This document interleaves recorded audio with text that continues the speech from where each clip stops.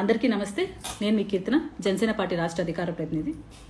మీ అందరికీ తెలుసు, జయకళ్యాణి గారు జనసేన పార్టీ వీర మహిళా విభాగంకి అడ్మిన్గా ఉండి పార్టీ యాక్టివిటీస్ని మహిళల్ని ప్రోత్సహించే విధంగా ట్వీట్స్ వేస్తూ కార్యాచరణ చేసేవారు.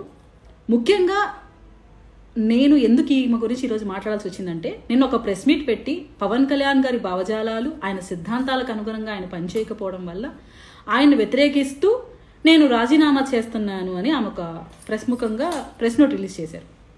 మేడం, నాకు వ్యక్తిగతంగా మీతో అయితే ఎలాంటి ద్వేషాలు లేవు, కానీ ఒక పార్టీ రిప్రజెంటేటివ్గా, ఒక మహిళగా, కాపు బిడ్డగా మీరు కాపు మహిళలకి ఒక మెసేజ్ ఇచ్చారు కాబట్టి మీ ఫాదర్ గారు, మీరు నా సూటి ప్రశ్నలు కొన్ని మీకున్నాయి. ఒక మంచి పొజిషన్లో పవన్ కళ్యాణ్ గారు మిమ్మల్ని పెట్టారు. ఆ విషయం మీరు ఫస్ట్ యాక్సెప్ట్ చేయాలి. మీరు కూడా పవన్ కళ్యాణ్ గారి భావజాలాలకు అనుగుణంగానే వచ్చారు, కానీ మిమ్మల్ని బలవంతం పెట్టి జనసేన పార్టీలో చేరమని చెప్పలేదు. ఎందుకంటే మీరు వేసిన పోస్టులన్నీ మేము చూసాం కాబట్టి మాట్లాడుతున్నాను. అలాంటి మీరు అంత చక్కటి బాధ్యతలో మిమ్మల్ని పెట్టినందుకు మీరు ఎంతమంది మహిళల్ని ప్రోత్సహించారు, ఎంతమంది మహిళల్ని పార్టీలో చేర్చారు, ఒక వీర మహిళా విభాగాన్ని అభివృద్ధి చేయడం కోసం ఏ విధంగా పాటుపడ్డారు. నేను కాదు, పార్టీలో చాలా మంది మహిళలకు తెలుసు. మేమేమైనా యాక్టివిటీస్ చేసి పోస్ట్ చేయమని చెప్పిన రోజు మీరు మీకు నచ్చిన వాళ్ళవి పోస్ట్ చేసి మా పోస్ట్ పెట్టకుండా ఎంత డిలే చేసి నెక్స్ట్ డేకి కూడా అవి పోస్ట్ పడదు. అటువంటి సమస్యలతో మేము ఎంతో ఇబ్బంది పడి మీకు కాల్ చేస్తే ఇర్రెస్పాన్సిబుల్గా చాలా మంది ఉన్నాయండి, చేస్తాం అని చెప్పిన రోజులు ఉన్నాయి. అసలు పట్టించుకోకుండా పోస్టే వెయ్యని రోజులు మీకు నచ్చిన వాళ్ళవి పోస్ట్ చేసినవి కూడా ఉన్నాయి. ఓకే, అది పర్లేదు, అది పక్కన పెడతాం. ఎంతమందిని ప్రోత్సహించారో చెప్పమంటే అది చెప్పేదానికి మీకు ఆన్సర్ ఉందో లేదో మీకు తెలియాలి. మరొక విషయం, పార్టీ ఆఫీస్లో మీరు వర్క్ చేసిన నాళ్ళు మీకు నాకు తెలిసి మంచి శాలరీస్ కళ్యాణ్ గారు ప్రొవైడ్ చేశారు. అలాగే ల్యాప్టాప్, ఫోన్ కూడా ఇచ్చారు.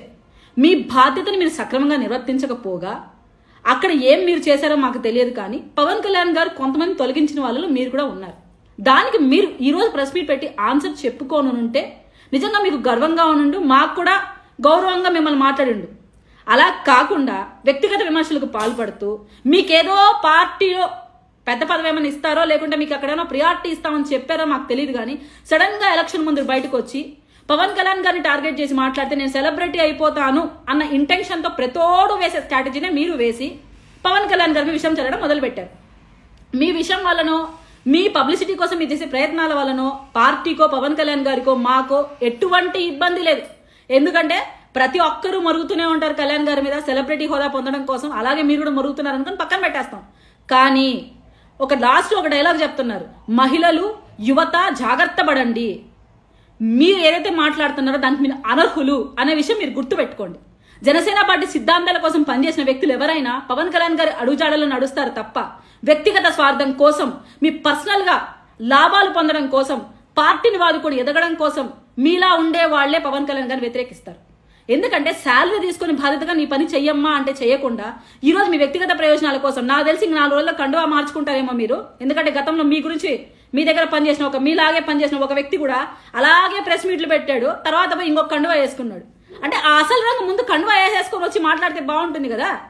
మళ్ళీ ఎలా కండువా వేసుకుని బురద పూసి పవన్ కళ్యాణ్ గారికి ఆ పార్టీకి వెళ్ళేది నీచ స్థాయిలో ఉంటుంది. నేను ఒకటే చెప్తున్నా, వ్యక్తిగత స్వార్థం కోసం వెళ్ళాలనుకుంటే వెళ్ళిపోండి, కానీ పవన్ కళ్యాణ్ గారిని కానీ పార్టీని కానీ డిగ్రేడ్ చేసి మాట్లాడతామంటే దయచేసి వీర మహిళా విభాగం నుంచి కావచ్చు, మహిళలు కావచ్చు, ఎవరు హర్షించరు. దయచేసి జనసేన పార్టీ నుంచి ఒకటే తెలియజేస్తున్నాము, మీ హుందాతనంగా మీ రాజకీయాలు మీరు చేసుకుంటూ మీ బ్రతికేదో మీరు బ్రతుక్కుంటే ఎవరు మిమ్మల్ని ఒక మాట అనరు. కానీ పవన్ కళ్యాణ్ గారిని వ్యక్తిగతంగా విమర్శించడం కోసం, మీరేదో హైప్ తెచ్చుకోవడం కోసం ఇలాంటి చీప్ ట్రిక్స్ ఫాలో అయితే గట్టి గుణపాఠం అయితే రాబో రోజుల్లో జనసేన పార్టీ వీర మహిళా విభాగం నుంచి మేము తీసుకోవాల్సి వస్తుంది. ఇది మీకు ఒక హెచ్చరికగా జనసేన పార్టీ అధికార ప్రతినిధిగా నేను చేస్తున్నాను.